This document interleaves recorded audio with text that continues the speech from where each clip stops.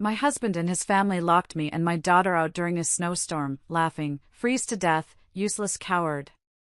I hugged Josie and walked away without a word. 3 days later, my phone exploded with 47 desperate messages begging me. "Hello everyone. Thank you for being here with me today. Before I begin my story, I'd love to know which city you're joining us from. Please feel free to share in the comments.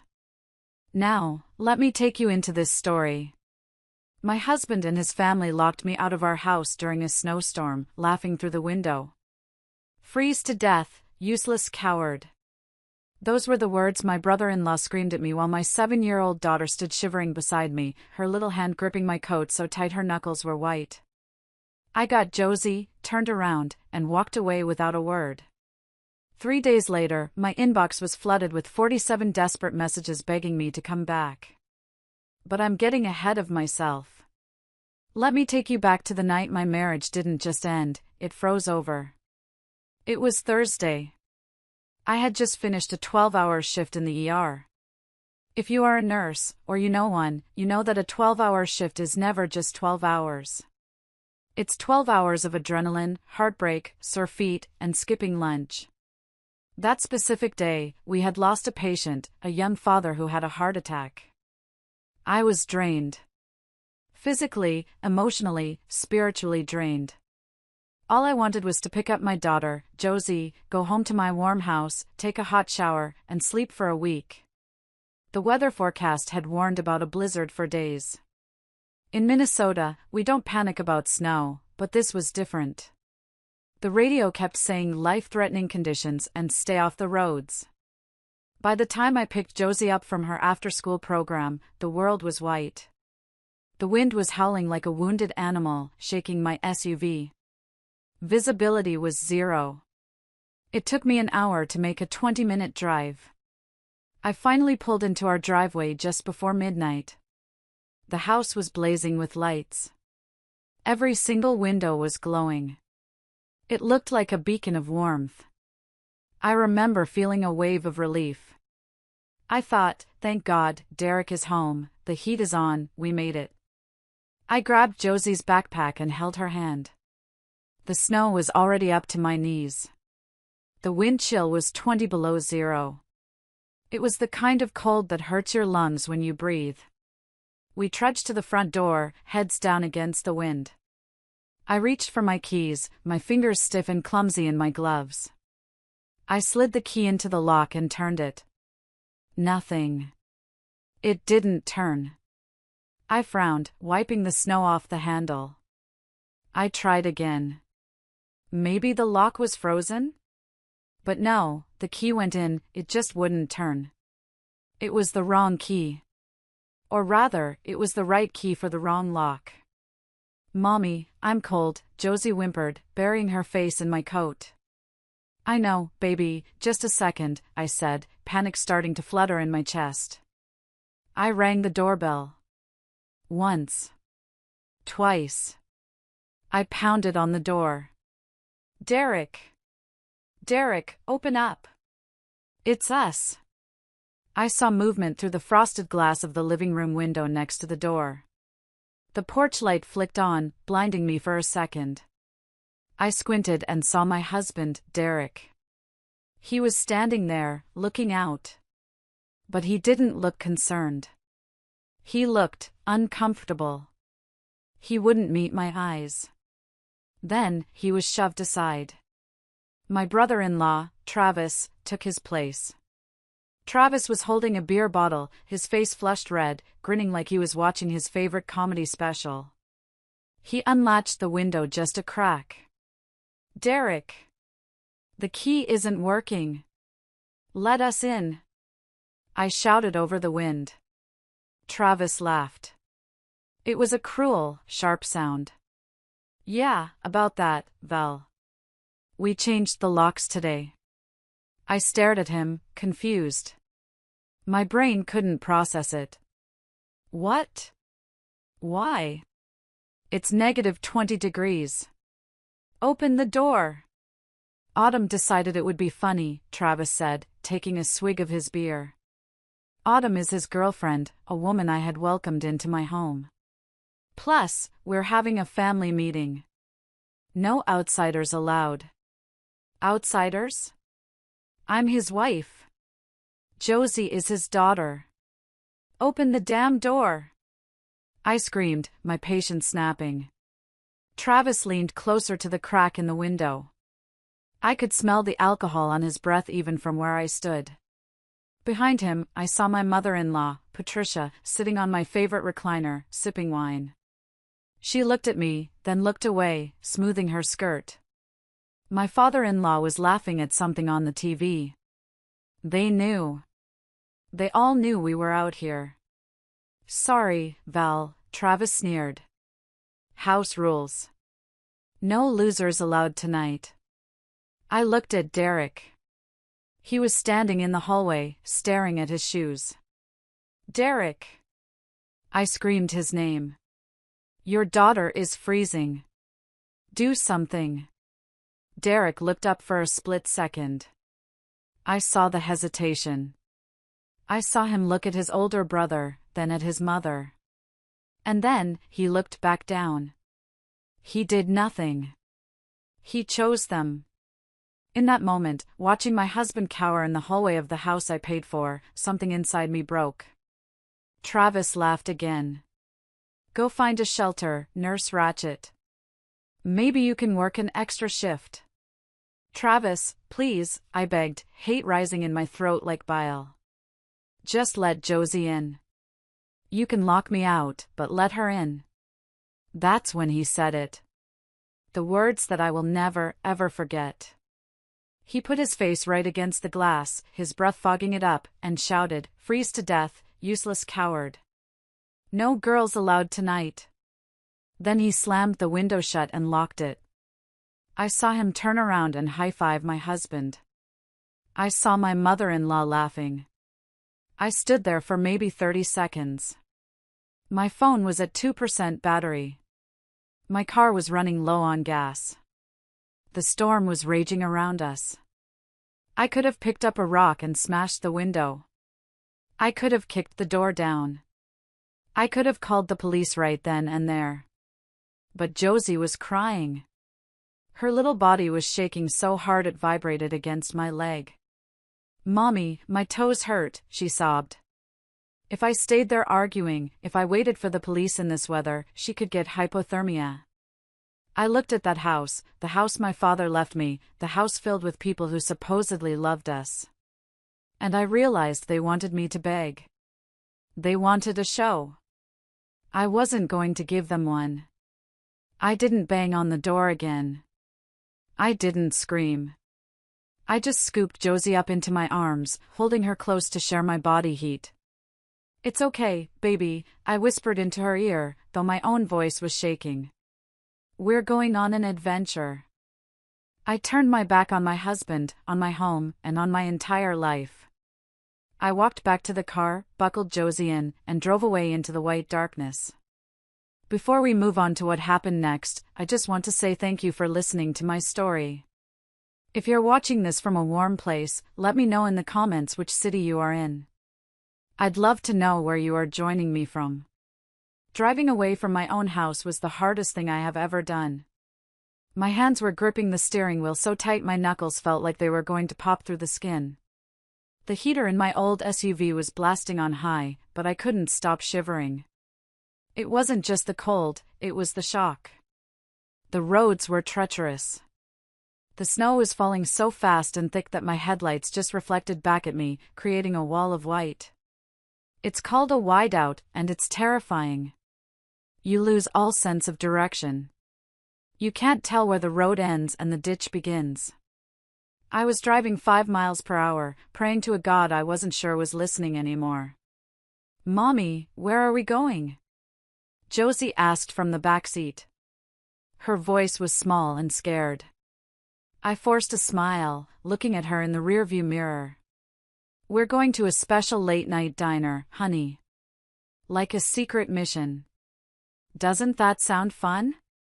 "But why didn't Daddy let us in?" she asked. That question hit me like a physical punch to the gut. How do you explain to a 7-year-old that her father is a spineless coward who let his bully of a brother lock her out in a blizzard? You don't. Not when you're trying to keep the car from sliding into a snowbank. Daddy and Uncle Travis are playing a silly game, I lied. But we aren't playing. We're going to get hot chocolate. I drove for what felt like hours, but was probably only 20 minutes. I passed abandoned cars on the side of the road, buried in drifts. I saw emergency lights flashing in the distance. The world felt apocalyptic. I realized with a jolt of terror that if I ran out of gas or slid off the road, we could actually die out here. Travis wasn't just being mean, he had put our lives in danger. Finally, I saw a neon sign flickering through the snow. Mel's Diner. It was the only light in the void. I pulled into the parking lot, which was just a sheet of ice. I practically carried Josie inside. The bell above the door jingled, a cheerful sound that felt completely out of place with the nightmare we were living. The diner was warm. It smelled like old coffee, bacon grease, and bleach. To me, it smelled like heaven. There were only 2 truckers sitting at the counter and a waitress who looked like she had been working there since the 70s. Her name tag said Marge. Marge looked up as we stumbled in. She took one look at us, me in my scrubs, shivering, holding a little girl wrapped in a coat that was too big for her, and she immediately sprang into action. "Honey, get that child in a booth by the heater," she commanded. Her voice was raspy, like sandpaper, but kind. We sat down in a red vinyl booth. The heat from the vent hit us, and I felt tears prick my eyes. Marge didn't ask for our order. She just brought over 2 mugs of steaming hot cocoa with mountains of whipped cream and a pot of coffee for me. "On the house," Marge said, sliding a plate of fries onto the table. "You look like you've been through a war." "Something like that," I whispered, wrapping my hands around the mug to thaw my fingers. Josie drank her cocoa greedily. "It's so good, Mommy," she said, a little color finally returning to her pale cheeks. I watched her, my heart aching. I pulled out my phone. 1% battery. I stared at the screen. No missed calls. No texts. Nothing from Derek. Nothing from anyone. It had been 45 minutes since we left. Any normal husband, even after a fight, even after a bad joke, would have texted to make sure his wife and child didn't freeze to death. He would have realized it went too far. He would have panicked. But the screen remained black. That silence was louder than Travis's screaming. It told me everything I needed to know. Derek wasn't just weak, he didn't care. Or maybe he was so afraid of his family that his fear outweighed his love for us. Either way, the result was the same, we were on our own. I sipped the coffee. It was bitter and burnt, but the caffeine gave me a little clarity. I needed a plan. We couldn't stay at the diner forever. The storm wasn't letting up. "Marge," I called out softly. "Is there a motel nearby that's open?" Marge wiped the counter with a rag. "The Motel 6 down the highway has a generator. It ain't the Ritz, but it's warm." "Thank you," I said. My phone died in my hand right then. The screen went black, cutting off my only connection to the world. A strange sense of peace settled over me. They couldn't reach me now. I couldn't reach them. The cord was cut. I looked at Josie, who was dipping a fry into her whipped cream, giggling. I made a silent vow right there in that booth at Mel's Diner. I swore that I would never, ever let anyone make my daughter feel unwanted again. I swore that I would take back control. "Ready for the next part of the adventure, Jojo?" I asked. "Yeah," she said, jumping down from the booth. I left a $20 bill on the table for Marge, it was all the cash I had, and we headed back out into the storm. I didn't know it yet, but the cold outside was nothing compared to the cold reality awaiting me the next morning. The Motel 6 was exactly as Marge had described it, warm, but definitely not the Ritz. The carpet smelled like stale cigarettes and lemon cleaner, and the fluorescent light in the bathroom flickered like a strobe light in a bad horror movie. But to me, that room was a sanctuary. It had a lock on the door that I controlled. I tucked Josie into the bed furthest from the door. She fell asleep almost instantly, exhausted from the drama of the night. I lay on the other bed, staring at the ceiling, listening to the wind howl outside. I couldn't sleep. My mind was racing. I kept replaying the scene at the window over and over. Travis's laugh. Derek's silence. When the sun finally came up, the storm had passed, leaving behind a world buried in pristine, white snow. It looked peaceful, which felt like a lie. My first priority was to pay for the room. I had checked in late, and the night clerk had been too tired to run my card, saying I could pay in the morning. I went down to the front desk, my stomach growling. I realized I hadn't eaten since lunch the day before. "That'll be $89 plus tax," the morning clerk said, popping gum. I pulled out my debit card. This was the card linked to our joint checking account. Derek and I both deposited our paychecks into it. I was the primary breadwinner. My salary as a specialized ER nurse was nearly double what Derek made in data entry, so I knew there was money in there. We also had a joint savings account where we were saving for a new roof and Josie's college fund. Last I checked, there was about $15,000 in savings and $3,000 in checking. I swiped the card. Declined. The clerk looked at me with pity. "Maybe try again, hon?" I frowned. "That's impossible. I just got paid 2 days ago." I swiped again. Declined. A cold sweat broke out on the back of my neck. It was a different kind of cold than the blizzard. This was the cold dread of financial ruin. "Do you have another card?" the clerk asked. Let me check my app," I stammered. I had plugged my phone in overnight, so it was fully charged now. I still hadn't turned it on because I didn't want to see the messages from Derek yet. I powered it up. As soon as the screen lit up, notifications started flooding in, buzzing relentlessly in my hand. I ignored them all and opened my banking app. I logged in with trembling fingers. I looked at the balance and gasped. I felt the blood drain from my face. Checking account, $12.50. Savings account, $42. I stared at the numbers, blinking, hoping it was a glitch. $42? Where was the $15,000? Where was my paycheck? I tapped on the transaction history. My breath caught in my throat. Transfer to T. Miller, $5,000. Transfer to T. Miller, $5,000. Payment to Elite Boat Rentals, $2,500. Cash withdrawal, $800. The transactions were all dated yesterday. While I was at work saving lives, while I was driving through a blizzard to pick up our daughter, my husband and his brother had drained our accounts dry. T. Miller. Travis Miller. They had stolen everything. The roof money. The emergency fund. Josie's college money. I felt like vomiting. I leaned against the counter for support. This wasn't just a cruel prank anymore. Locking us out was assault. Taking the money? That was theft. That was a declaration of war. "Ma'am?" the clerk asked. I have to make a call," I whispered. I quickly transferred the remaining $12 from checking and $42 from savings into a separate, old account I had from before I was married, just to secure it. Then, I called the bank's fraud line immediately. "I need to freeze my accounts," I told the operator, my voice shaking with rage. "My husband has stolen my money." "I see," the operator said calmly. "Since it is a joint account, ma'am, he has legal access to the funds. Unless you are divorced or have a court order, it is difficult to classify this as theft."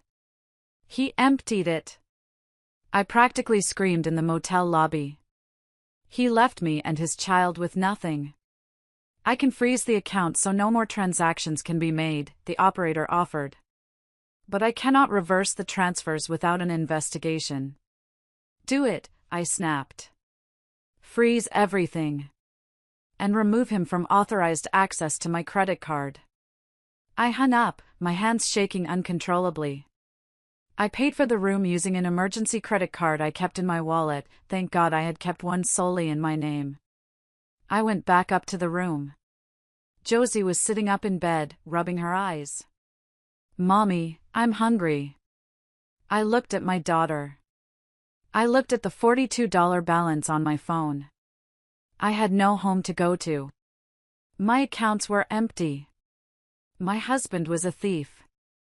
I realized then that the marriage I thought I had was a hallucination. I had been sleeping next to a monster. I sat down on the edge of the bed and pulled Josie into a hug. I didn't cry. I was past crying. I felt a hard, cold resolve settling in my chest, replacing the fear. We're going to get pancakes, baby, I said. And then Mommy is going to visit Aunt Brenda. I knew I needed help. I needed an ally. And I knew exactly who the black sheep of Derek's family was, the only person who hated Travis as much as I did right now. But before I tell you about Aunt Brenda, I need you to understand how we got here. How I let these parasites into my life in the first place. It started with the house. My father's house. To understand why being locked out of that house hurt so much, you have to understand what that house meant to me. It wasn't just wood and bricks. It was my father. My dad, Dr. Thomas Vance, was a general practitioner in our small town for 40 years. He was the kind of doctor who made house calls and accepted apple pies as payment from patients who couldn't afford medicine. He raised me alone after my mom died when I was 5. He worked double shifts, saved every penny, and built that 2-story Victorian house on Elm Street with his own hands and the help of a few contractors. He taught me everything I know about dignity and hard work. He used to say, Valerie, never rely on anyone else for your foundation. Build your own ground. He planted a huge oak tree in the front yard the year I was born. By the time I was 30, its branches shaded the entire porch.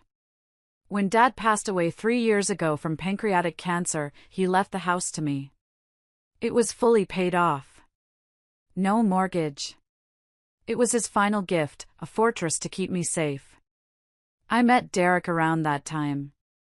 He was sweet, quiet, and seemed so different from his loud, obnoxious family.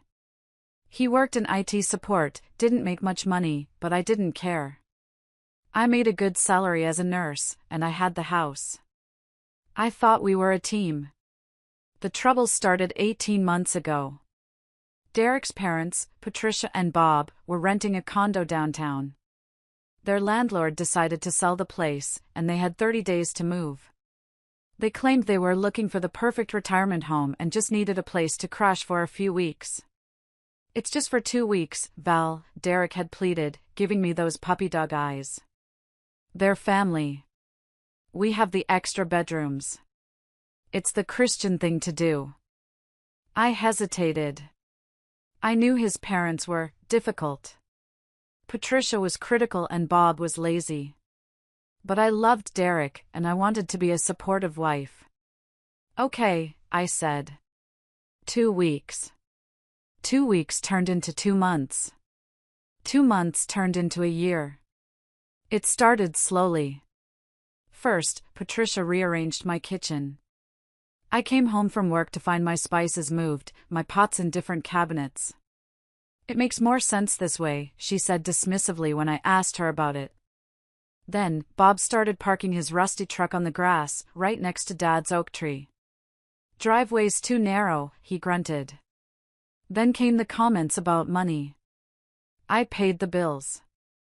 I paid for the electricity, the water, the groceries. Yet, Bob would sit at the dinner table, eating the roast I bought and cooked, and lecture me about wasteful spending because I bought organic milk for Josie. You think you're rich just because your daddy left you a house, he would sneer. Money doesn't buy class. I bit my tongue. I did it for Derek. I did it to keep the peace. I told myself, it's temporary. They'll move out soon. But the real nightmare began 3 months ago. Travis, Derek's older brother, got divorced. His wife finally kicked him out because he couldn't hold a job and drank too much. Naturally, he came knocking on our door. He has nowhere else to go, Val, Derek whispered to me in our bedroom, looking terrified. Mom says if we don't take him in, he'll be homeless. We have a 7-year-old daughter, I argued. Travis drinks. He's volatile. I don't want him around Josie. He's family. Derek raised his voice, something you rarely did. Why are you so heartless? It's just until he gets back on his feet. So, Travis moved into the guest room, my father's old study. Within a week, the dynamic in the house shifted completely. It was no longer my house. It was their territory. I became the intruder. Travis didn't just sleep there, he took over.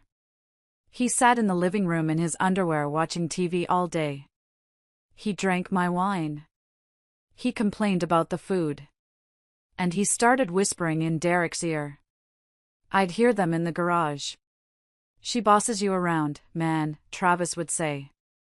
You let a woman tell you what to do? In your own house? You need to show her who the man is. Instead of defending me, instead of reminding Travis that it was my house and my salary keeping them all fed, Derek would just laugh nervously. Yeah, I know, she can be a lot. I watched my husband shrink. I watched him transform from a partner into a minion for his toxic family. One evening, about a week before the blizzard, I came home to find a painting missing from the hallway. It was a landscape painting my father had bought in Italy. It wasn't expensive, but it had sentimental value. Where is the painting? I asked Patricia. Oh, that dusty old thing, she waved a hand. I put it in the attic. It was depressing. I put up something more modern. She pointed to a cheap, neon love sign she had hung in its place. I felt a hot flash of rage. This is my house, Patricia. You don't get to redecorate. Travis chimed in from the couch. Technically, it's marital property. So it's half Derek's house. Which means it's family property. That's not how inheritance works, I snapped. You're always talking about money, Travis sneered. It's ugly. You're lucky Derek puts up with a greedy woman like you. I looked at Derek, waiting for him to step in. Waiting for him to say, don't talk to my wife that way. Derek just looked at his phone. Can we not fight? I'm tired. That was the moment I should have kicked them all out. But I didn't. I was afraid of breaking up my family. I was afraid of being alone. I thought if I just worked harder, cooked better, smiled more, things would go back to normal. I was so stupid. I didn't realize that to them, I wasn't a person. I was just a wallet with a pulse. And the blizzard gave them the perfect opportunity to show me exactly what they thought of me. I need to talk about Derek. It's easy to hate Travis and his parents, they are cartoon villains, almost. But Derek is the tragedy. Or maybe he's the biggest villain of all because I actually trusted him. When I met Derek 5 years ago, he was gentle. He used to bring me coffee at the hospital when I was on break. He played dolls with Josie, who was 2 at the time from a previous relationship that ended amicably. He seemed to love how ambitious I was. He told me he was proud of my career. You save lives, Val, he would say, looking at me with awe. I just fix spreadsheets. You're a hero. It felt good to be admired. After my dad died, I was lonely. I wanted a partner. I wanted someone to share the beautiful house with. But there was a seed of rot in Derek that I ignored. It was his desperate need for approval. He couldn't make a decision without calling his mother. Should we buy this car, Val? Hold on, let me ask Mom what she thinks of Fords. Do you want Italian for dinner? Wait, Travis said that place is overpriced. At first, it was annoying but manageable. But when the parasites moved in, that need for approval turned into a sickness. Travis, miserable in his own life, made it his mission to destroy ours. He couldn't stand that I was the breadwinner. It challenged his fragile masculinity. Since he couldn't be successful, he had to drag Derek down to his level to feel better about himself. It's the crab bucket mentality: if I can't escape, neither can you. I remember a specific night, about a month ago. I had just received a promotion to head nurse of the ER. It came with a significant raise.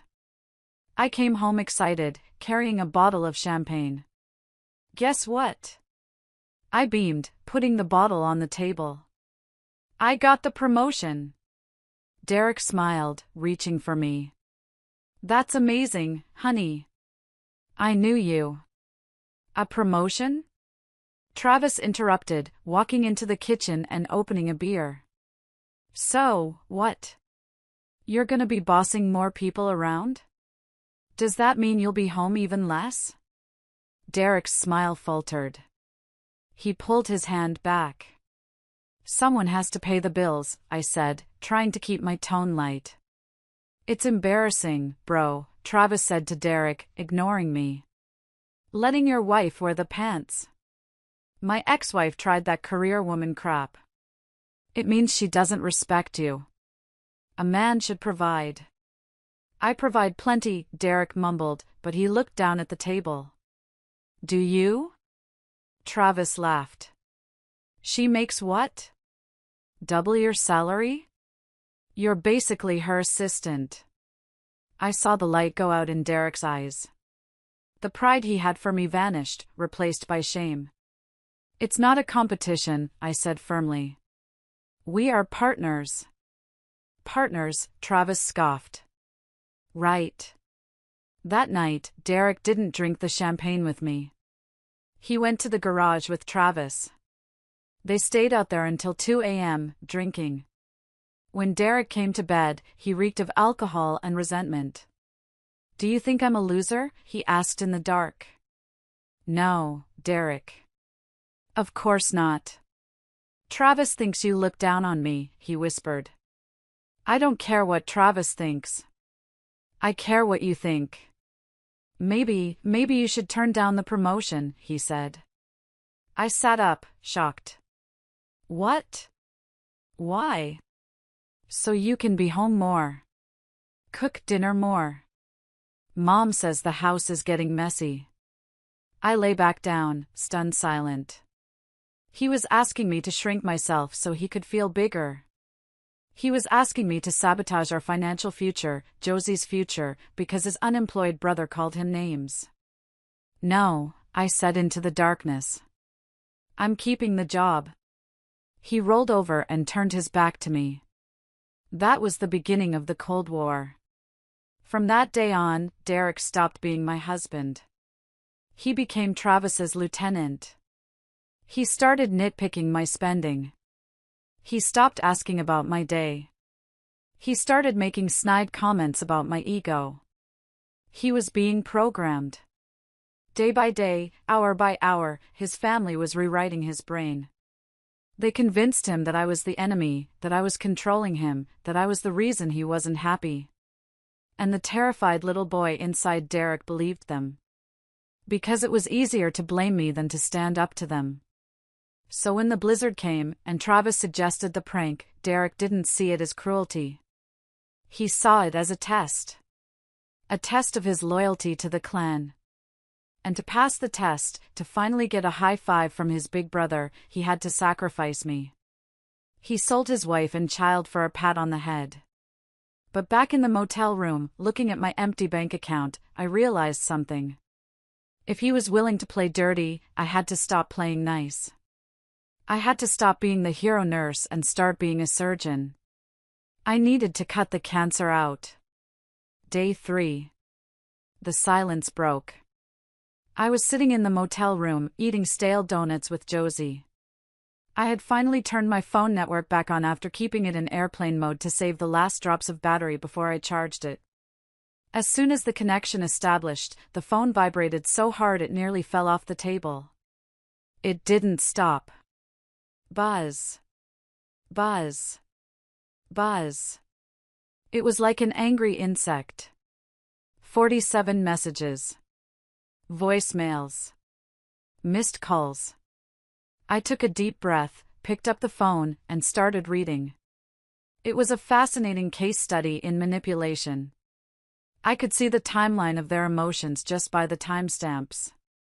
Friday, 1 a.m., 1 hour after I left Derek. Val, where did you go? Stop being dramatic and come back. It's cold. Travis, drama queen. Can't take a joke? Come unlock the back door, I lost my key. They were annoyed. They expected me to be sitting in the car in the driveway, crying, waiting for them to forgive me and let me in. They didn't think I would actually leave. Friday, 8 a.m., mother-in-law, Patricia Valery, this behavior is unacceptable. You are embarrassing the family. The neighbors might see your car is gone. Come home and cook breakfast, Bob is hungry. Derek, Val, seriously. Answer me. Mom is really mad. Notice the theme? No one asked if Josie was okay. No one asked if we were alive. They were worried about breakfast and neighbors. Friday, 6 p.m., Derek, I called your work. They said you called in sick. So I know you're alive. Why are you ignoring me? You're acting crazy. Travis, bro, she's trying to manipulate you. Don't fall for it. She'll come crawling back when she runs out of money. This message made me laugh out loud. A cold, dark laugh. Runs out of money? You mean the money you stole, Travis? Saturday, 9 a.m., Derek, Val, please. Just tell me where you are.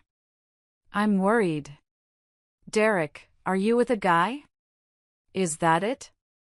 Are you cheating on me? There it was. Projection. When a narcissist loses control, they accuse you of the very things they are capable of.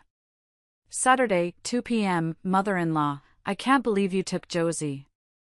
That is kidnapping. We are her family. You are keeping her from her father. Travis, we're going to call the cops if you don't bring the kid back by tonight. I felt a spike of fear, but then I remembered, I was the mother. They locked us out in a blizzard. I had the text messages to prove they knew we were out there. Let them call the cops. Sunday, 7 a.m., today the tone shifted. Desperation set in. They must have realized I wasn't coming back to cook Sunday dinner. Or maybe they realized that without my paycheck, the heating bill due tomorrow wouldn't get paid. Derek, Val, baby, please come home. I'm sorry. We were just joking. Travis feels terrible. Liar. Derek, I love you. We can talk about this. Just come home. The house feels empty without you. Mother-in-law, we are a family, Valerie. Families forgive. Don't throw away 5 years of marriage over a misunderstanding. A misunderstanding. Locking a child in negative 20-degree weather is a misunderstanding. I looked at Josie. She was watching cartoons, blissfully unaware of the war unfolding on my screen. She was safe. She was warm. I didn't reply to a single message. Not yet. Replying gives them power. Silence terrifies them. Instead, I opened my contacts and scrolled to B. Brenda Miller. Aunt Brenda. She was Derek's aunt, Bob's sister. 5 years ago, at our wedding, she was the only one on the groom's side who didn't look like she was sucking on a lemon. She gave us a generous check and whispered to me, if you ever need to escape the asylum, call me. The family hated her. They called her the Witch of Westlake. Why? Because she was a successful real estate mogul who refused to lend them money. Bob called her selfish. Travis called her a snob. I knew the real story. Brenda had cut them off years ago after Bob stole money from their mother's estate. She was the only person who saw them for what they were. I pressed call. It rang twice. Hello? Her voice was crisp, professional.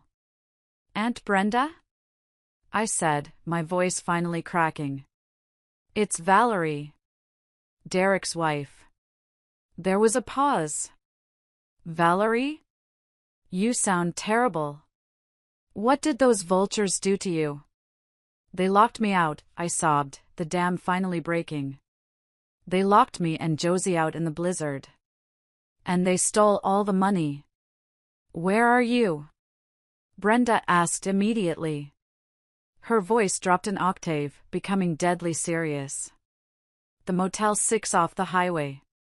Pack your bags, Brenda commanded. I'm coming to get you. Don't answer the door for anyone else. I hung up and looked at Josie. Pack up, Jojo. We're going to a real house. I felt a glimmer of hope. I had been playing defense for 3 days. It was time to start playing offense.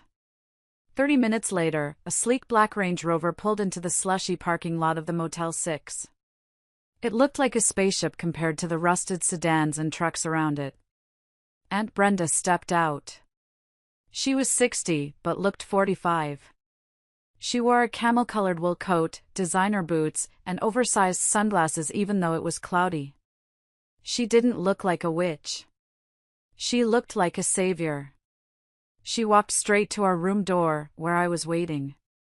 She took one look at my wrinkled scrubs and Josie's tired face, and her jaw tightened. She didn't hug me, Brenda wasn't a hugger, but she put a firm hand on my shoulder. Get in the car, she said. The drive to Brenda's house in Westlake was silent, but comfortable. Westlake was the wealthy part of town, the place where doctors and lawyers lived. Brenda lived in a sprawling modern glass and stone house overlooking the frozen lake. Inside, it was immaculate. White furniture, abstract art, floor-to-ceiling windows. It was the complete opposite of my house, which was currently cluttered with Travis's beer cans and Patricia's knickknacks. Go play in the media room, Josie, Brenda said, pointing to a room with a massive TV. There's Disney Plus and snacks. Once Josie was gone, Brenda poured 2 glasses of expensive red wine and sat me down at the marble kitchen island. Talk, she said. Every detail. Don't leave anything out. So I did. I told her about the slow invasion. The remodeling. The insults. The blizzard. The freeze-to-death comment. And finally, the $42 bank balance. Brenda listened without interrupting. She swirled her wine, her eyes narrowing like a hawk. When I mentioned the stolen money, she slammed her glass down on the counter hard enough to make me jump. Amateurs, she hissed. Bob used to pull the same stunts. Stealing from family and calling it sharing. It's genetic with them. I don't know what to do, Brenda, I confessed. I have no money for a lawyer. I can't go back there. You have to go back, Brenda said calmly. I stared at her. What? Are you crazy? They endangered my child.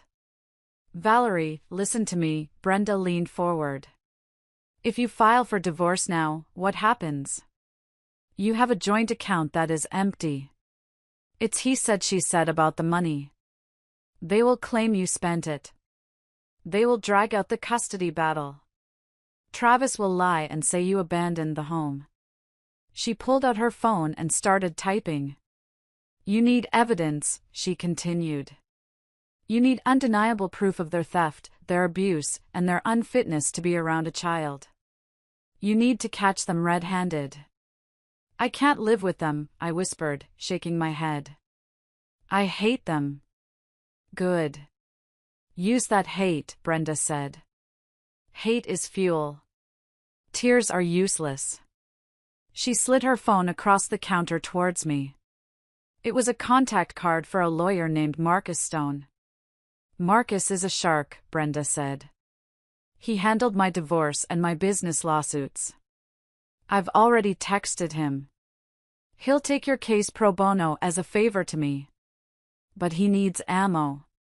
What kind of ammo? Everything. Recordings of them admitting to the theft. Proof of Travis's drinking around the child. And... She paused, looking at me with pity. Proof of infidelity. Infidelity? I blinked.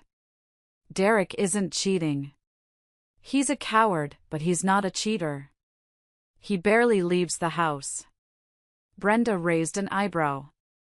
Derek is a weak man who wants to feel powerful. Travis knows that. If Travis wants to destroy your marriage permanently, he would supply the temptation. Are you sure there isn't someone else? A chill went down my spine. I thought about the late nights in the garage. The sudden password change on Derek's phone.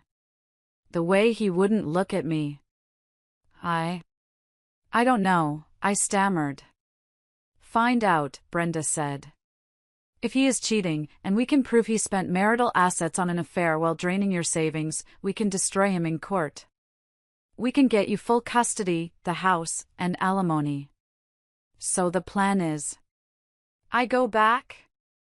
I asked, feeling sick. The plan is a Trojan horse, Brenda smiled, and it was a terrifying smile. You go back. You apologize. You play the submissive, beaten-down wife they want you to be. You tell them you're sorry. You cook them dinner. I can't apologize to them, I said, my pride flaring up. You are an actress now, Valerie, Brenda said sternly. You aren't apologizing. You are infiltrating. You buy yourself 1 week. You fill that house with cameras and recorders. You gather the evidence. And when the trap is set, you snap it shut. I looked out the window at the frozen lake. I thought about Travis laughing. I thought about my dad's oak tree. I thought about Josie's future. Brenda was right. If I walked away now, I walked away with nothing. If I went back, I could take everything. 1 week, I said. 1 week, Brenda nodded. I'll watch Josie here whenever you can get her out. But you need to be in that house tonight. Tell them you were hysterical. Tell them you were wrong.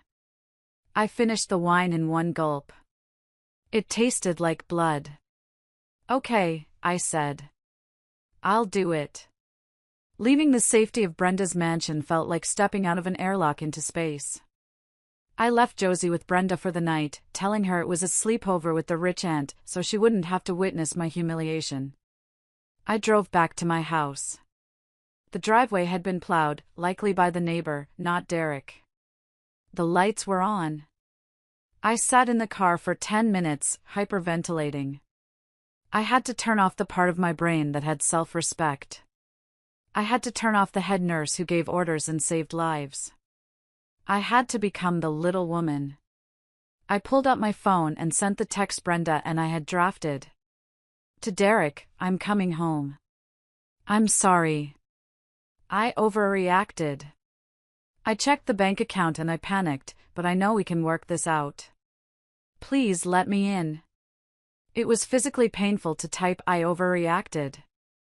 But I hit send. 3 dots appeared instantly. Derek, finally. Door is unlocked. No, I'm sorry. No, are you okay? Just entitlement. I walked up the path. The same path I had walked down 3 nights ago. I opened the door. The smell hit me first. Stale beer, fried food, and something musty. The house was a wreck. There were pizza boxes on the floor. My decorative pillows were on the ground. Travis was on the couch, feet on the coffee table. He didn't even look up from the TV. Patricia was in the kitchen, clanging pots. Derek stood in the hallway, looking awkward. "You're back," Derek said. "I'm back," I said, keeping my eyes down. I didn't have anywhere else to go." "We told you that," Travis called out from the living room. "You need us, Val. You're nothing without this family." I dug my nails into my palms. 1 week, I told myself. 1 week. "I know," I said softly. "I'm sorry I took Josie. She's safe at a friend's house. I just wanted to come talk." Patricia walked out of the kitchen, wiping her hands on a dish towel, my dish towel. "Well, you certainly caused a scene, Valery. The neighbors were asking questions. I had to tell them you were having a mental breakdown." A mental breakdown. They were already controlling the narrative. "I'm sorry, Patricia," I said. "I was just stressed. About the money." "The money needed to be moved," Travis said, standing up and walking over. He loomed over me, trying to intimidate me. "We're investing it. A business opportunity. It's going to double in a month. You should be thanking me." "Oh," I said, feigning ignorance.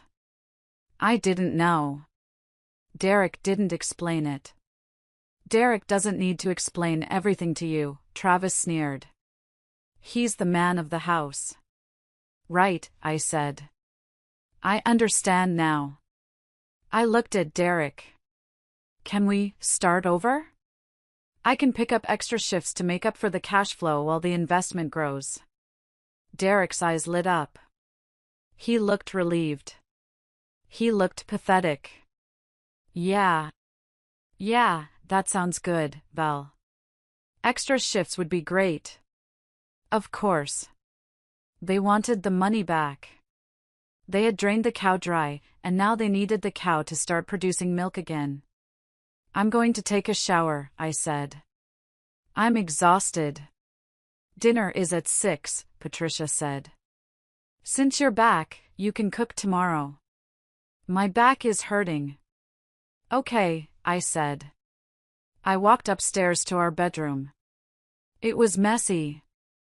Derek's clothes were everywhere. I went into the bathroom and locked the door. I turned on the shower to drown out any sound. Then, I reached into my bag and pulled out the gear Brenda had given me. She had a friend in private security. I had 3 tiny cameras, disguised as USB chargers, and 2 voice-activated recorders the size of a stick of gum. My hands were shaking, but this time, it was from adrenaline, not fear. I had a mission. I placed the first camera in the bedroom, pointed at the bed. If Derek was cheating, or if they talked about their plans in here, I would catch it. I hid a recorder taped under the nightstand. I knew I had to get one in the living room and one in the kitchen. That would be harder. I would have to do it when they were asleep or distracted. I stared at myself in the mirror. I looked tired. My eyes were dark. But there was something else in my reflection. A sharpness. A predator's gaze. They thought they had broken me. They thought I came back because I was weak. They didn't know that I wasn't the cow anymore. I was the butcher. And the slaughter was scheduled for next Saturday, at their precious 40th anniversary party that they were forcing me to pay for. I turned off the shower and stepped out, ready to play the role of a lifetime. But I wasn't prepared for what I would find on that first recording. I wasn't prepared to learn that the money wasn't just stolen, it was used to finance something that would make me sick to my stomach. The first night back in my own house was a psychological torture test I wouldn't wish on my worst enemy. I had expected them to be cold, but I hadn't anticipated the sheer level of entitlement. They didn't just want me back for my paycheck, they wanted me back as a servant.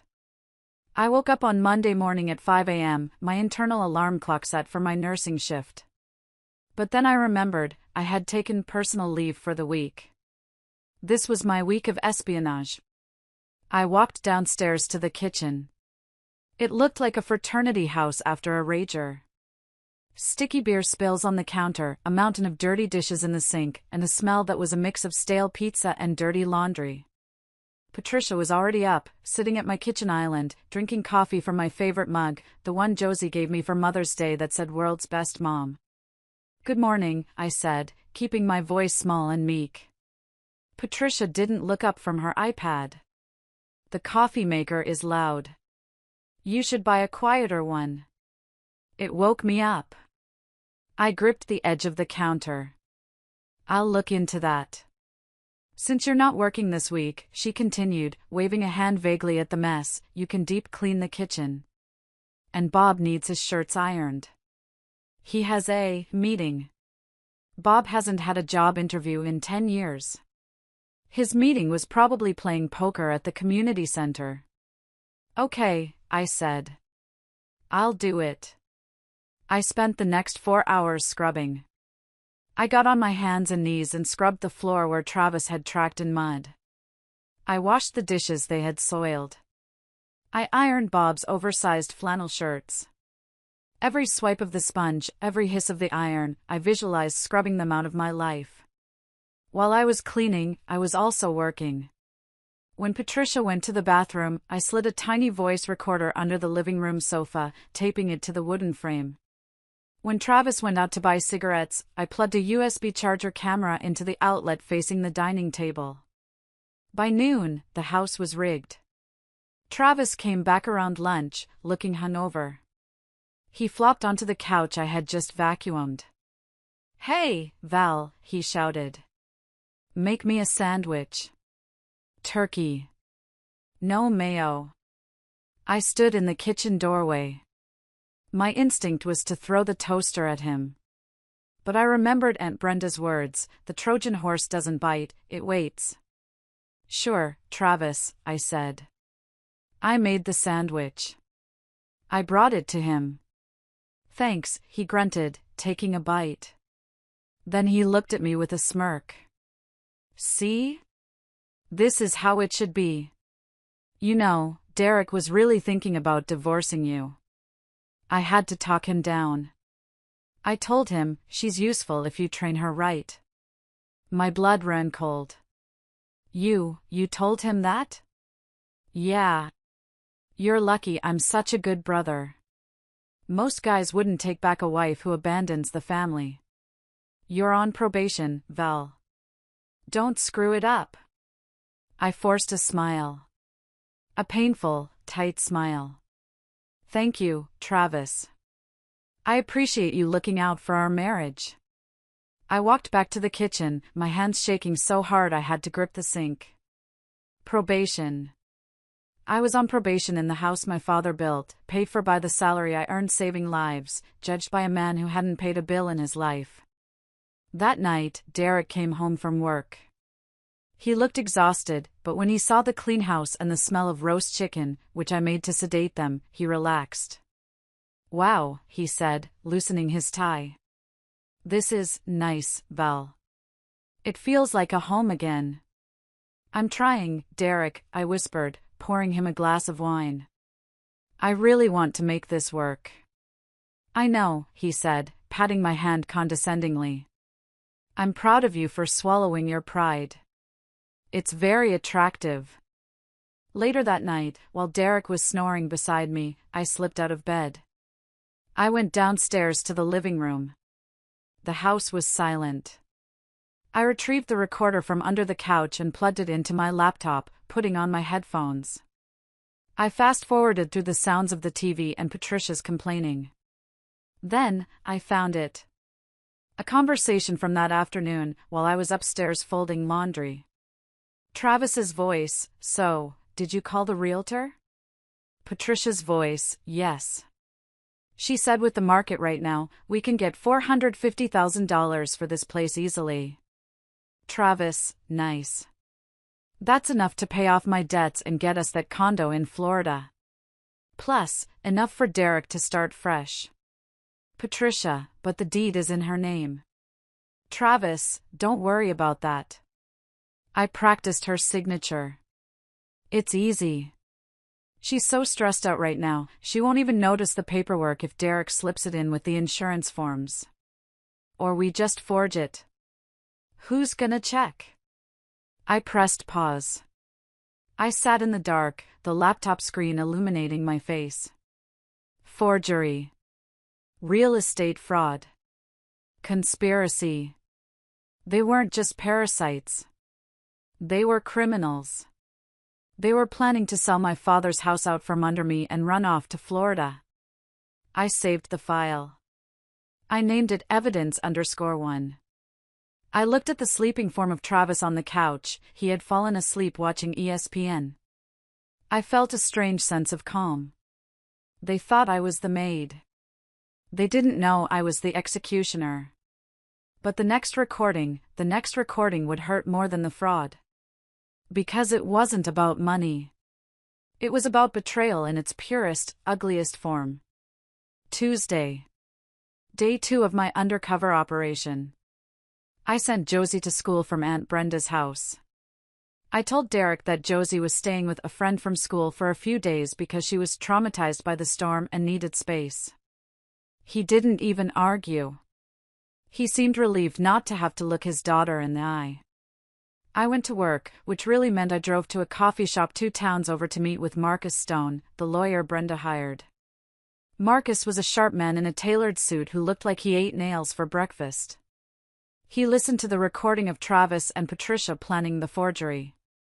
"This is gold," Marcus said, tapping his pen on the desk. "Attempted fraud. Conspiracy.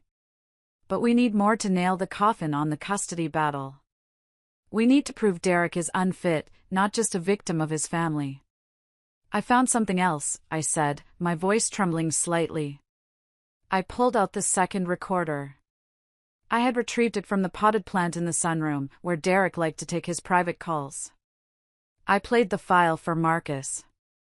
Derek's voice, hushed. "Hey, babe. Can you talk?" Pause. Derek, "No, she's back." I know. I didn't have a choice. We need her to pay for the anniversary party on Saturday. Mom would kill me if we canceled. Pause. Derek, "Don't worry, Cindy. It's just temporary. Travis has a plan. We're going to sell the house. Once the cash hits the account, I'm filing for divorce. I'll kick her out, and we can finally go to Hawaii." Pause. Derek, "I love you too. She's pathetic, honestly. She's scrubbing the floors right now. It's sad. I can't wait to be with a real woman." I stopped the recording. I sat in the lawyer's office, staring at a fern in the corner. I didn't cry. I felt like I had been hollowed out, scraped clean of any emotion except a cold, hard resolve. "Cindy," I said quietly. "He's seeing someone named Cindy. Do you know her?" Marcus asked gently. "I think so," I realized, the pieces clicking together. Travis introduced him to a new colleague a few months ago. Cindy from HR. Travis kept saying how fun she was compared to me. It was a setup. Travis didn't just encourage the affair, he engineered it. He wanted to ensure Derek's loyalty was completely severed from me. "This is enough for a fault-based divorce," Marcus said. Adultery. Dissipation of marital assets, if he spent money on her. "Did you see the bank statements? The $2,500 to Elite Boat Rentals." I recalled. "We don't have a boat." Cindy posts pictures on Instagram of weekends at the lake. "Bingo," Marcus said. He leaned back. "Valerie, you have them. We can file today." "No," I said. Marcus looked surprised. "No?" "Not today," I said, standing up. "Saturday. The anniversary party. They want me to pay for it? Fine. I'll pay for the entertainment, too." I drove home with a new mission. I needed to ensure Cindy was at that party. When I got home, Derek was in the kitchen, looking at his phone with a goofy smile. He hid it quickly when I walked in. "Hey, honey," he said. "How was, your day off?" "Great," I lied. "I was actually thinking about the party on Saturday. Your mom wants it to be perfect. Since we invited so many of your family, don't you think we should invite some of your work friends? To show off your success?" Derek blinked. "My work friends?" "Yeah. Invite the whole team. Invite that girl, what's her name? Cindy? The one Travis likes? Maybe we can set them up?" Derek's eyes widened. He looked panicked, then intrigued. The idiot actually thought he could pull it off. He thought he could have his wife and his mistress in the same room and get away with it because he thought I was stupid. "That's actually a nice idea, Val," he stammered. "Travis does need a date. I'll ask her." "Perfect," I smiled. "I'll make sure there's plenty of champagne." I walked away before he could see the look in my eyes. The trap was set. The guest list included his parents, his brother, his mistress, and, unbeknownst to him, my entire nursing unit, Marcus the lawyer, and a private security team. They wanted a party to celebrate 40 years of the Miller family? I was going to give them a celebration they would never, ever forget. The days leading up to Saturday were a blur of manic preparation. To the outside world, I was the dutiful daughter-in-law, running errands, ordering flowers, and finalizing the catering menu. To the Miller family, I was the useful idiot who was financing their ego trip. Patricia was in her element. She treated me like her personal assistant. "Valerie, make sure the napkins are linen, not paper." "We aren't peasants," she commanded on Thursday, lounging on the sofa I paid for. "Of course, Patricia," I said, writing it down in my notebook. Underneath napkins, I wrote, "Call Marcus, confirm eviction notice." "And Valerie," she added, "I want a slideshow of Bob and me. Something touching. Use the photos from our trips. I'm working on a very special video presentation," I promised. "It will be the highlight of the night." "Good," she sniffed. "At least you're making yourself useful."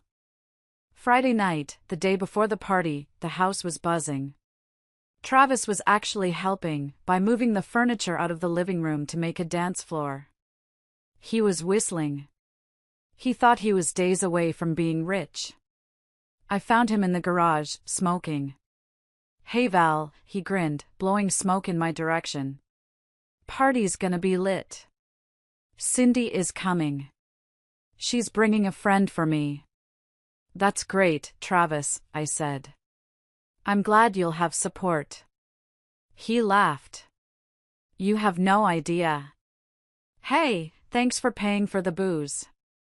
I ordered the top-shelf whiskey. "Enjoy it," I said. "It's the last drink you'll ever have in this house." "What?" he asked, frowning. I said, "I hope it's enough for the whole house," I covered quickly.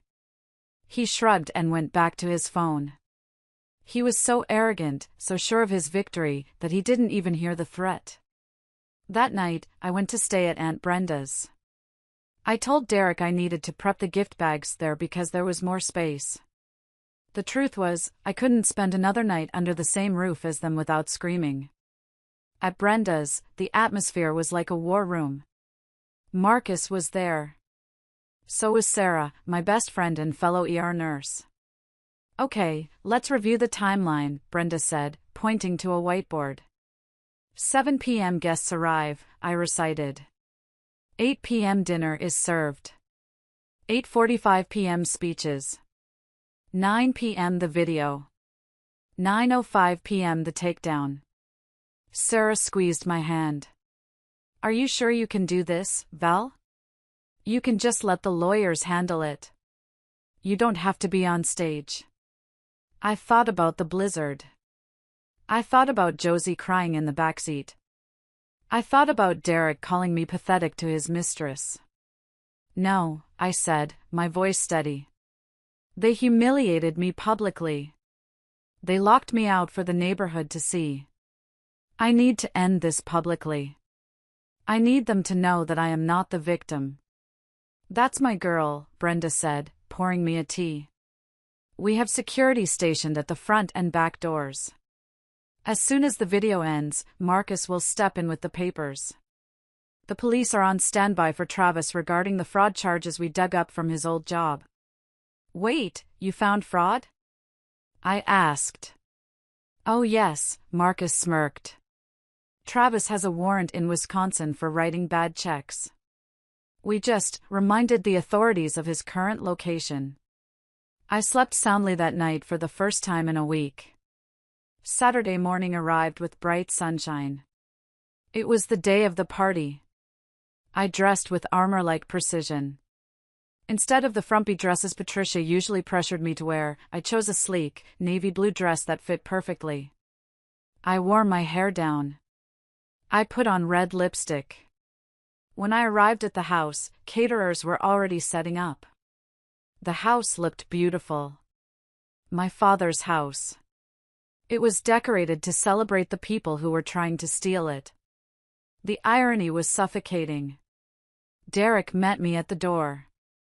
He looked nervous. Val, you look different. It's a special night, I smiled. Is Cindy here yet? Yeah. She's helping Mom with her makeup, he mumbled, looking guilty. Wonderful. I walked into the living room. The room was transformed. But my eyes went straight to the large projection screen set up in the corner. It was connected to my laptop. I walked over and checked the connection. The file was queued up. It wasn't the slideshow of Bob and Patricia's vacations. It was a file named the_truth.mp4. I took a deep breath. The guests were starting to arrive. My nursing colleagues walked in, looking sharp and confused why they were invited to an anniversary party for people they didn't know. I winked at Sarah. She nodded. They were my witnesses. Then, Cindy walked in. She was younger than me, wearing a dress that was a little too tight. She looked at me with a mix of pity and smugness. She thought she was the winner. She thought she was replacing the boring wife. Hi, I'm Valerie, I said, extending my hand. So glad you could come. Hi, she said, shaking my hand limply. Derek speaks so highly of you. Does he? I smiled. He speaks about you often, too. Her smile faltered. I turned away and walked toward the microphone stand. The room was filling up. The air was thick with perfume and lies. It was time. By 8:30 p.m., the party was in full swing. The house was packed with about 50 people, Patricia's bridge club, Bob's old drinking buddies, Travis's sketchy friends, and my confused but loyal nursing team. The champagne was flowing. The atmosphere was celebratory. Patricia was holding court on my velvet sofa, wearing a sequined gown that looked ridiculous. She was accepting compliments on her beautiful home. Oh, thank you, I heard her say to a neighbor. We've done so much work on it. It's really a family legacy. I stood by the kitchen island, sipping sparkling water.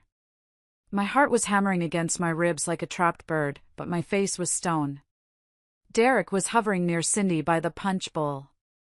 Every time I looked over, they were whispering and giggling. Travis was at the bar, already drunk, loudly telling a story about how he manages his family's assets. Bob clinked a fork against his glass.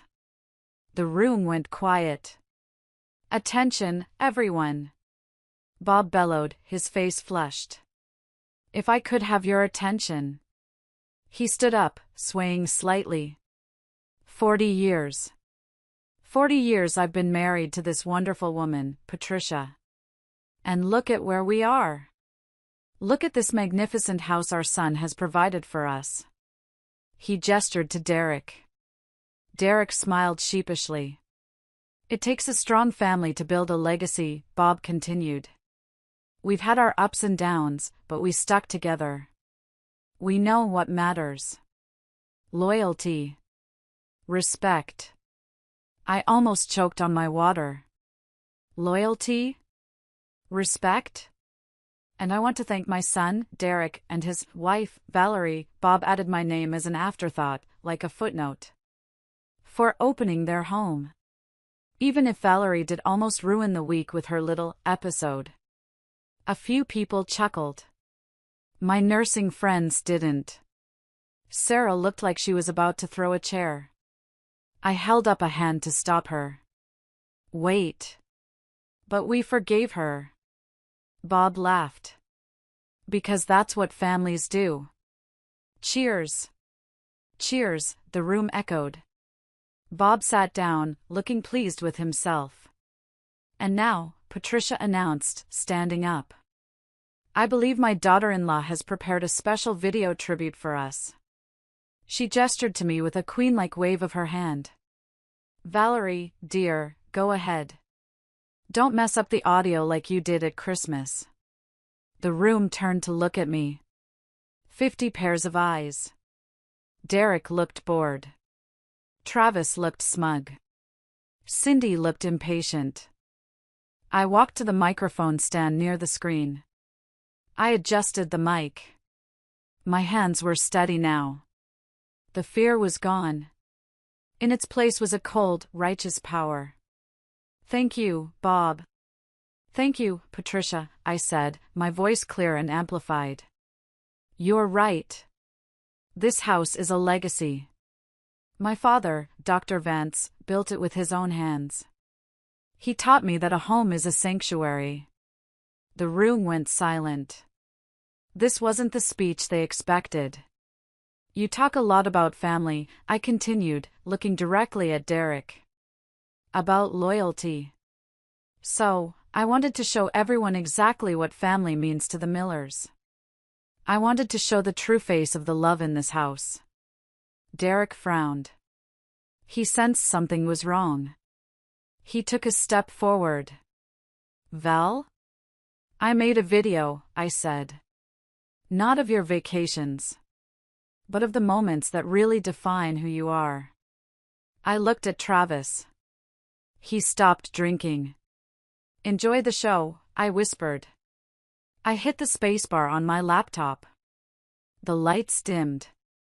The projector beam cut through the darkness. On the screen, a shaky, vertical video appeared.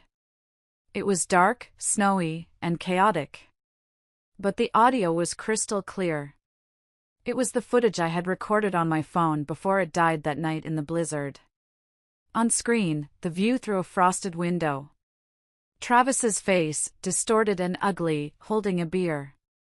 Audio, freeze to death, useless coward. No girls allowed tonight. The crowd gasped. A collective, sharp intake of breath. On screen, Derek standing behind Travis, looking down, doing nothing. Audio, my voice screaming, Derek. Your daughter is freezing.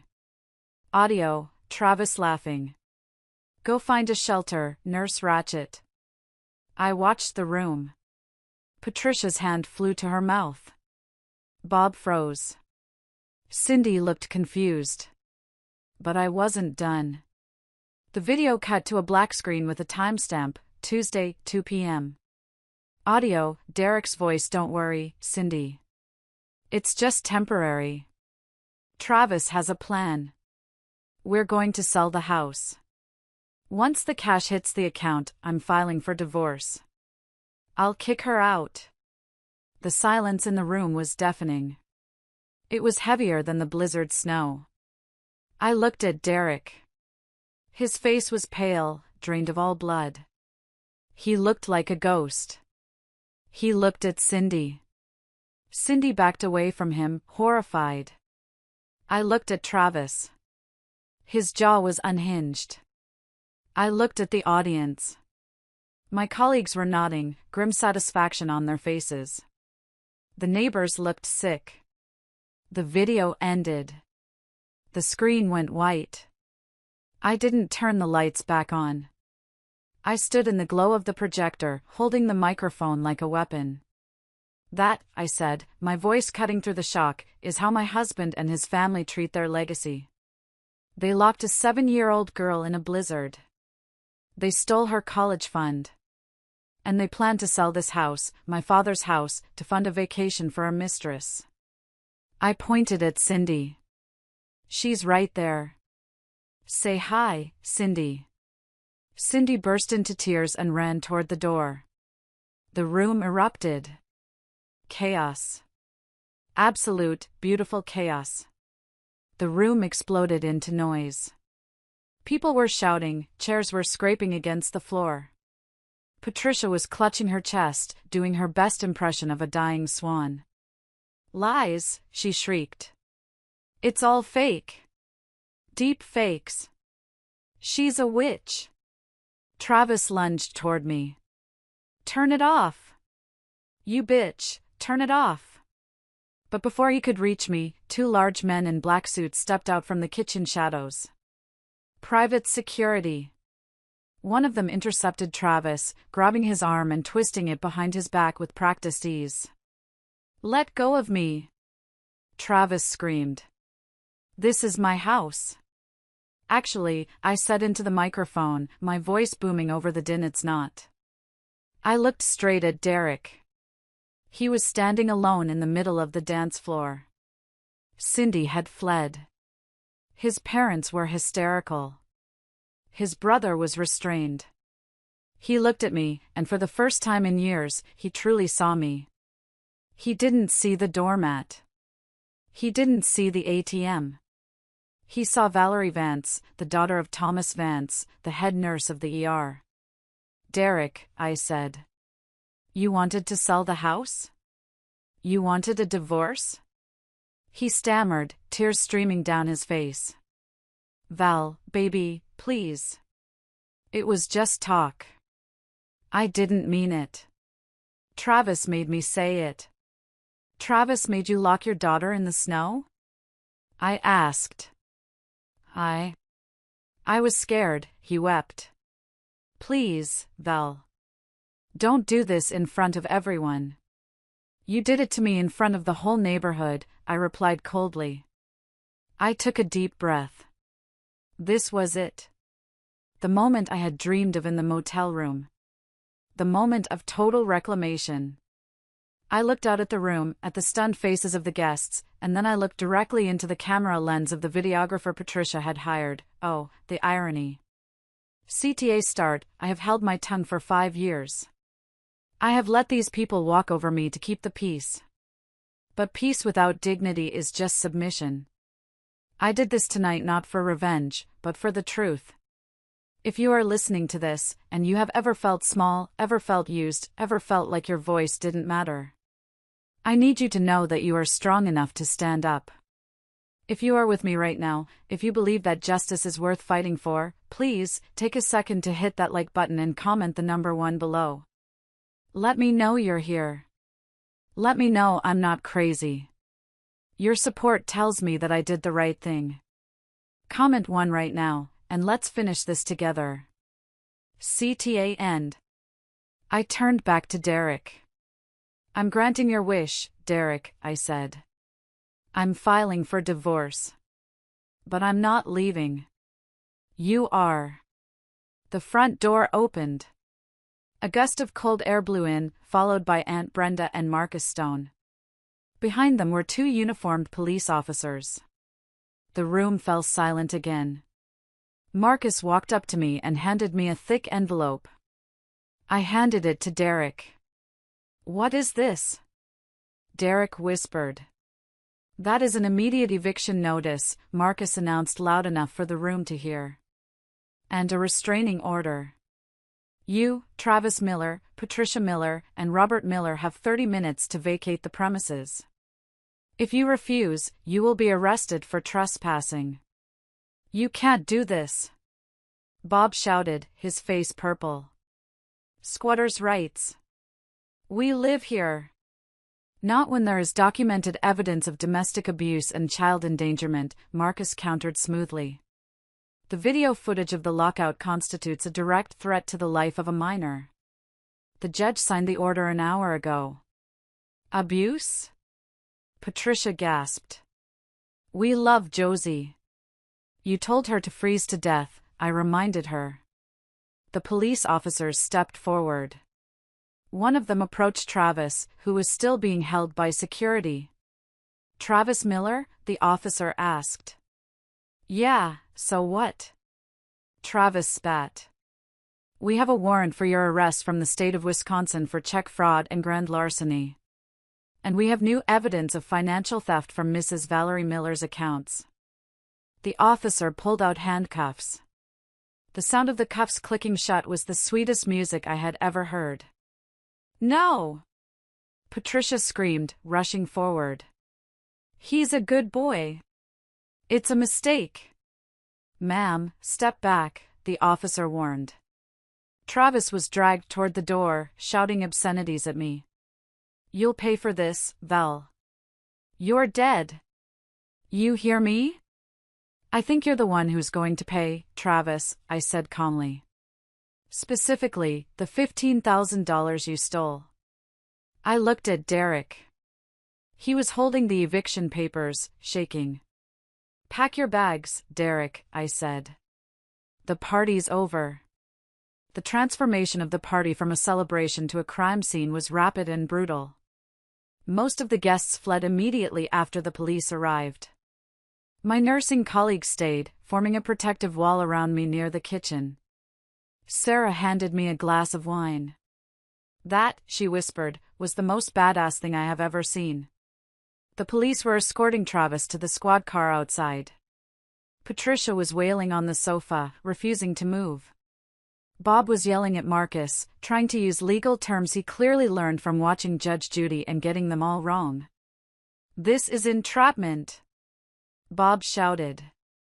Habeas corpus.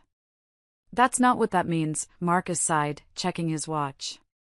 You have 20 minutes left. Derek was paralyzed. He stood in the middle of the ruined party, looking at the empty spot where Cindy had been, then at his brother being arrested, then at his parents screaming. His world had collapsed in under 10 minutes. He walked over to me. He looked like a beaten dog. Val, he croaked. Where am I supposed to go? I looked at him. I searched my heart for any flicker of sympathy. I found none. I remembered the motel room. I remembered the $42. I remembered him laughing with Travis while I froze. I don't know, Derek, I said. Maybe you can go to Cindy's. Oh wait, she looked pretty upset. Maybe a shelter? You're enjoying this, he whispered, looking horrified. You're cruel. I'm not cruel, I said. I'm just mirroring you. You taught me this. Valerie! Patricia shrieked, finally standing up. She marched over to me, her sequined dress rustling. You ungrateful little brat! After everything we did for you. We gave you a family. You gave me PTSD and a cleaning bill, I shot back. I am not leaving, Patricia declared. This is my house. My son's house. Officer, I called out to the remaining policemen.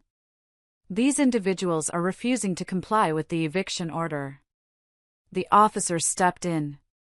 Ma'am, you need to leave now, or I will have to escort you out in cuffs like your son. Patricia's eyes went wide. The threat of public humiliation, real, handcuffed humiliation, was the only thing that could pierce her delusion. Fine, she spat. We don't want to stay in this dump anyway. Come on, Bob. Come on, Derek. She turned to Derek. Get your things. We are leaving this toxic environment. They scrambled upstairs. I motioned for the private security guards to follow them. Make sure they only take clothes, I instructed the guards. Check every bag. They like to steal things that don't belong to them. I stood at the bottom of the stairs and listened. I heard drawers being ripped open. I heard Patricia cursing. I heard Derek sobbing. 10 minutes later, they came down. They were dragging suitcases, garbage bags filled with clothes, and looking completely disheveled. Security stopped Patricia at the door.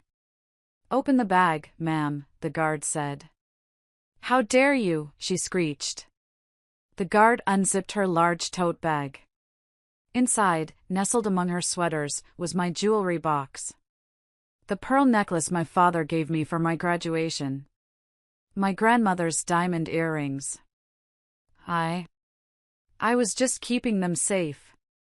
Patricia stammered, her face turning red. "That's grand larceny," Marcus noted, writing it down. "Add it to the list." I walked over and took the jewelry box. I looked Patricia in the eye. "Get out," I said. They walked out the front door. It wasn't snowing, but it was bitterly cold. They didn't have a car. Bob's truck had a flat tire. Maybe I did that, maybe I didn't, and Travis's car was being towed. They had to call an Uber.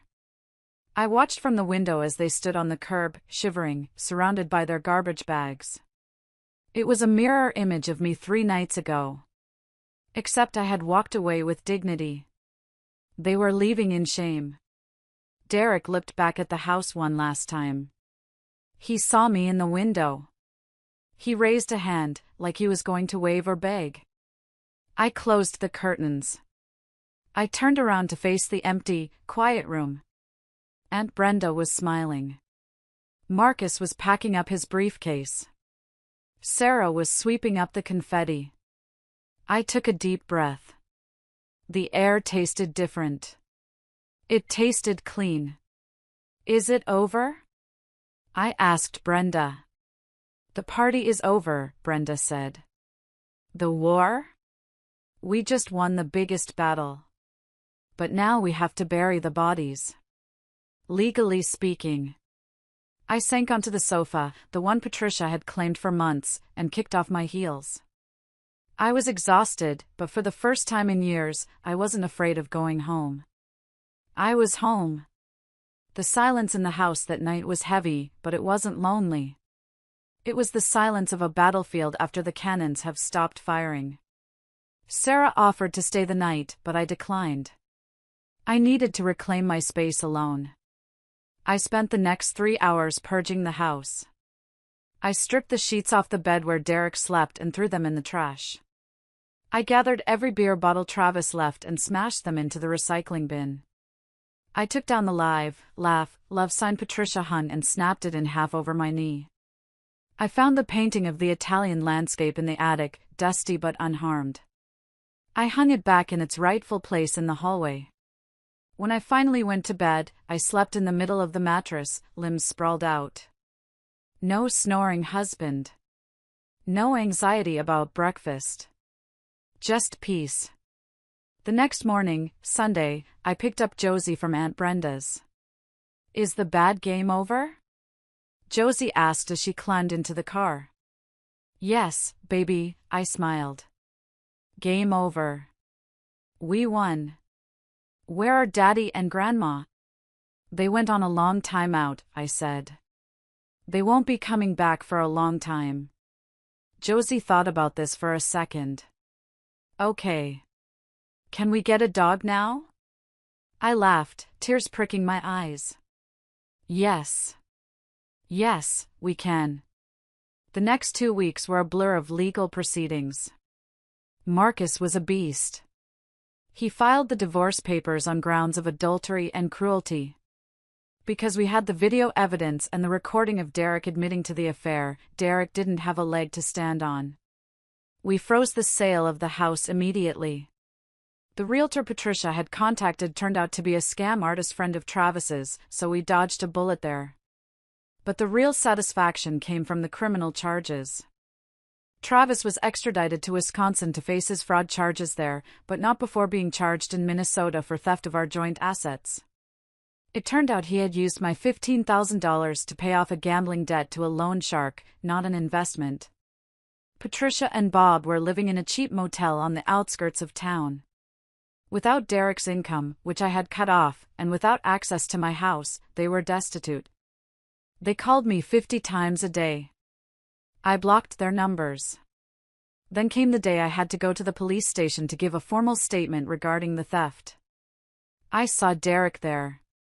He was sitting on a bench in the hallway, waiting to be questioned about his involvement in Travis's schemes. He looked 10 years older. His clothes were wrinkled. He hadn't shaved. He looked up when I walked in. "Val," he said, standing up. "Val, please. I didn't know Travis gambled the money. I thought it was real." "Does it matter, Derek?" I asked, not breaking stride. "You stole it. You gave it to him." "I have nothing," he whispered. "Cindy dumped me. My parents are blaming me for everything. I lost my job because the video, someone posted it on YouTube. My boss saw it." I stopped. "You lost your job?" "Yeah. Character clause.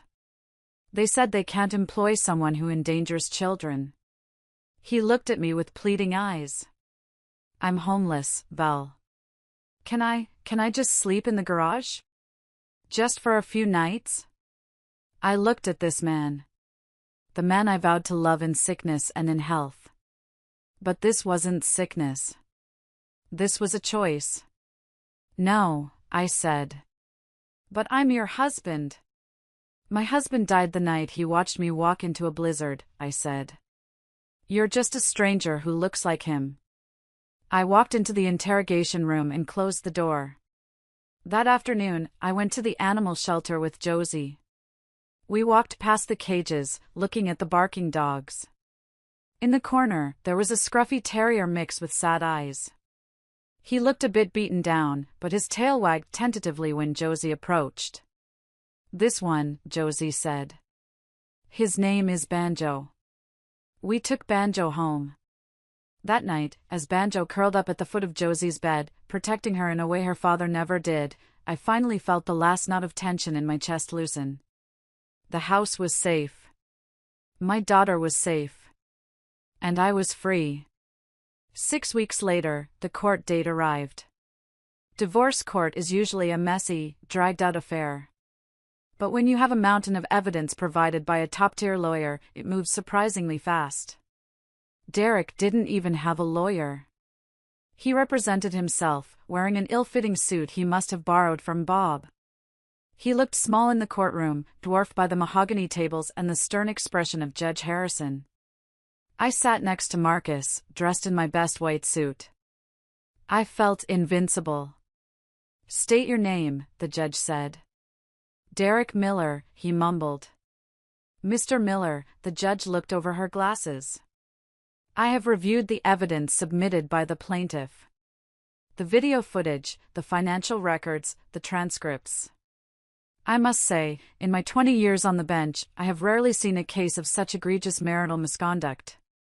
Derek shrank in his seat. "You admit to the withdrawal of $15,842 from the joint accounts?" "Yes, Your Honor, but..." "You admit to changing the locks during a declared weather emergency?"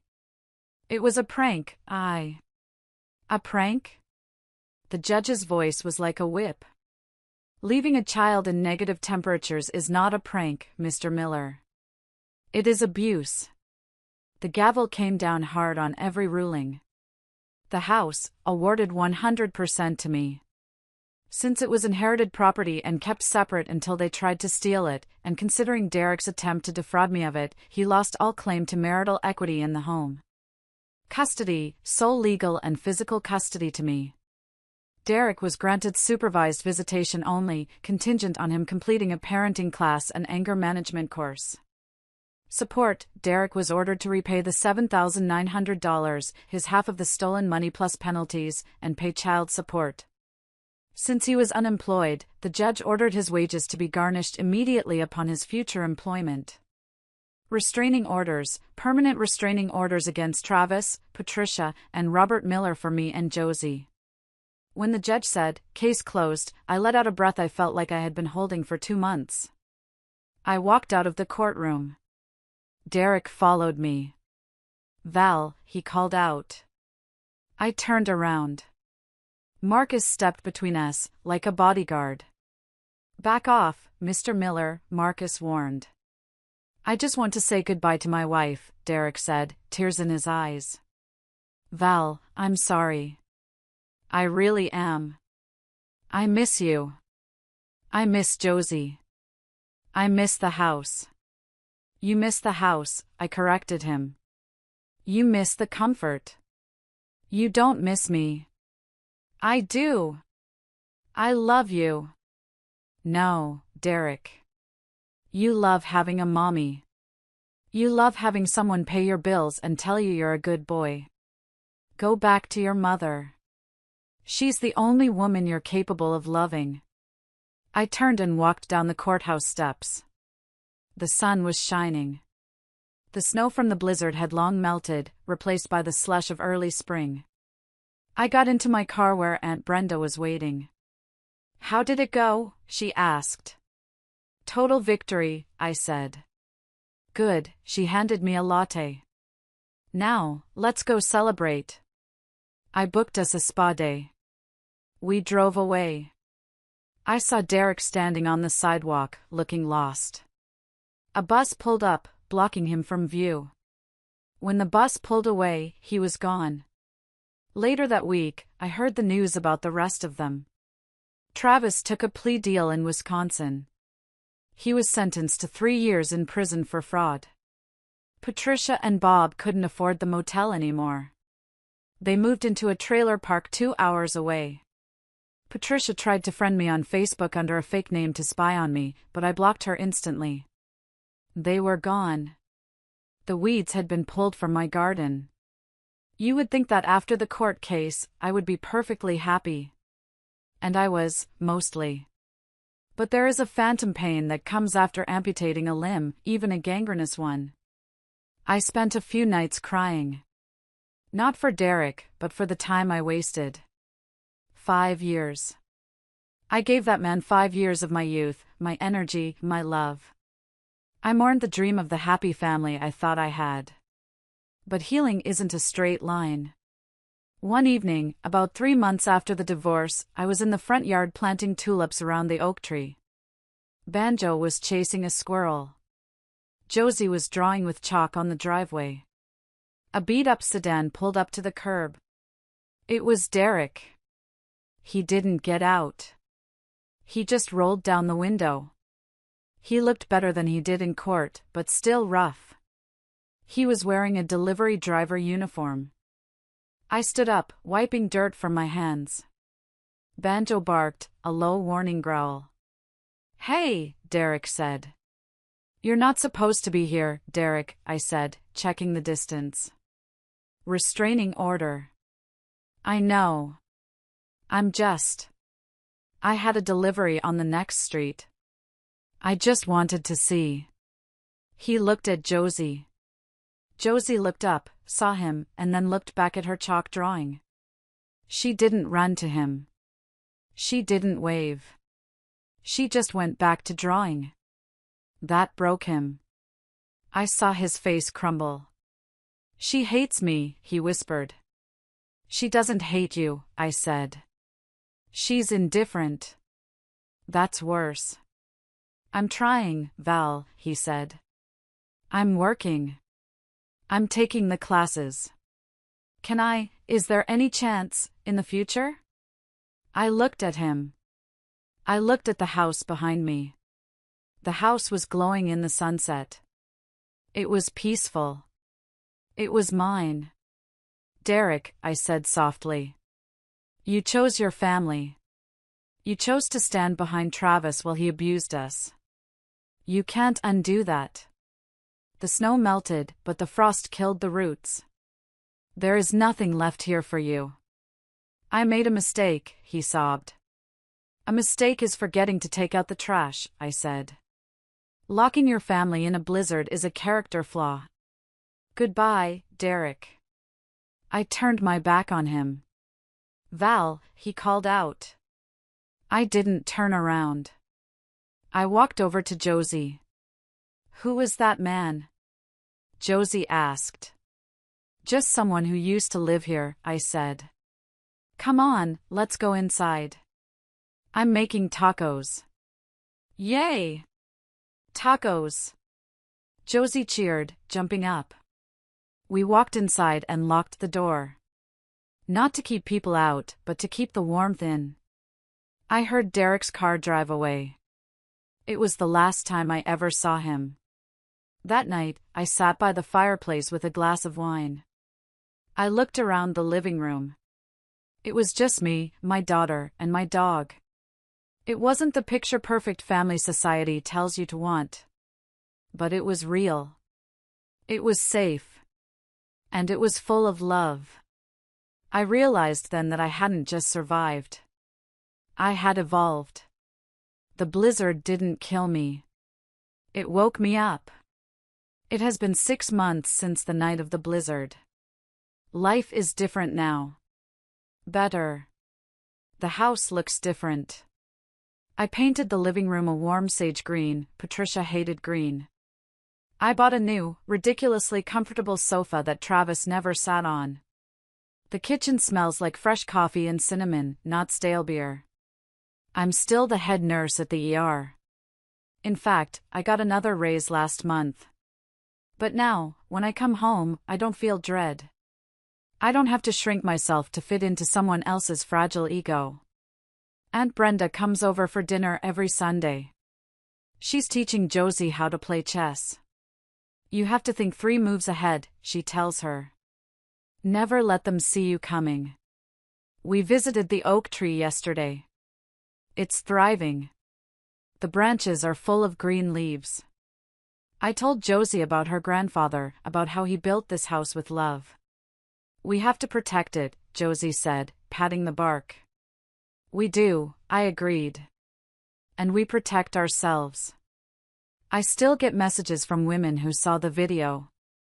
It went viral in our small town, then beyond.